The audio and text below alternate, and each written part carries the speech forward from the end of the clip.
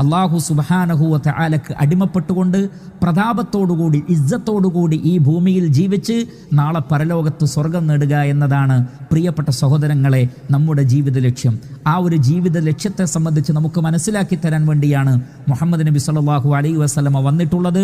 അതേപോലെ തന്നെ പരിശുദ്ധ ഖുർആൻ ആ പ്രവാചകനിലൂടെ അവതരിപ്പിക്കപ്പെട്ടിട്ടുള്ളതും. ഖുർആനിലെ 17-ാം അധ്യായം സൂറത്തുൽ ഇസ്രായിലെ 9-10 വചനങ്ങൾ ഒന്ന് ശ്രദ്ധിക്കുക. അല്ലാഹു സുബ്ഹാനഹു വ തആല പറയുന്നു, ഇന്ന ഹാദൽ ഖുർആന യഹ്ദീ ലില്ലതി ഹിയ അഖ്വം വയുബശ്ശിറുൽ മുഅ്മിനീന അല്ലദീന യഅമലൂന സ്സാലിഹാത്തി അന്ന ലഹും അജ്റൻ കബീറാ വഅന്ന അല്ലദീന ലാ യുഅ്മിനൂന ബിൽ ആഖിറ അഅതദ്നാ ലഹും അദാബൻ അലീമ.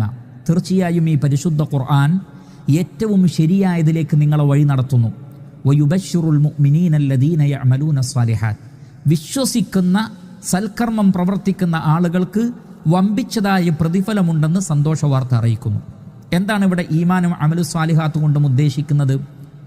അല്ലാഹു സുബ്ഹാനഹു വ തആല മനുഷ്യനെ എന്തിനാണോ സൃഷ്ടിച്ചിട്ടുള്ളത് ആ സൃഷ്ടിപ്പിൻ്റെ ലക്ഷ്യത്തെ തിരിച്ചറിയുന്നതിനാണ് ഈമാൻ എന്ന് പറയുന്നത്. എന്താണ് ആ ജീവിത ലക്ഷ്യം? നമ്മൾ നേരത്തെ പഠിച്ചു. അള്ളാഹുവിന് മാത്രം ഇബാദത്ത് ചെയ്യുക, സൃഷ്ടികളിൽ ഒന്നിനെയും ഇബാദത്ത് ചെയ്യാതിരിക്കുക. വഅ്ബുദുല്ലാഹ വലാ തുശ്രികൂ ബിഹി ഷൈഅ, അള്ളാഹുവിന് മാത്രം ഇബാദത്ത് ചെയ്യുക, അവനിൽ മറ്റൊരാളെയും പങ്കു ചേർക്കാതിരിക്കുക.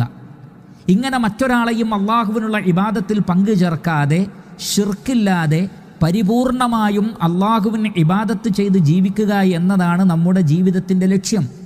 അത് അംഗീകരിക്കുന്നതിനാണ് ഈമാൻ എന്ന് പറയുന്നത്. അപ്പോൾ പ്രവാചകന്മാരെ അംഗീകരിക്കണം, വേദഗ്രന്ഥങ്ങൾ പറയുന്നത് അംഗീകരിക്കണം, ദിവ്യ സന്ദേശങ്ങളിലൂടെ പ്രവാചകന്മാർക്ക് ലഭിച്ചിട്ടുള്ള കാര്യങ്ങൾ അംഗീകരിക്കണം. ആ കാര്യങ്ങളിലൊക്കെ വിശ്വസിക്കുന്നവനാണ് മുഅ്മിൻ എന്ന് പറയുന്നത്.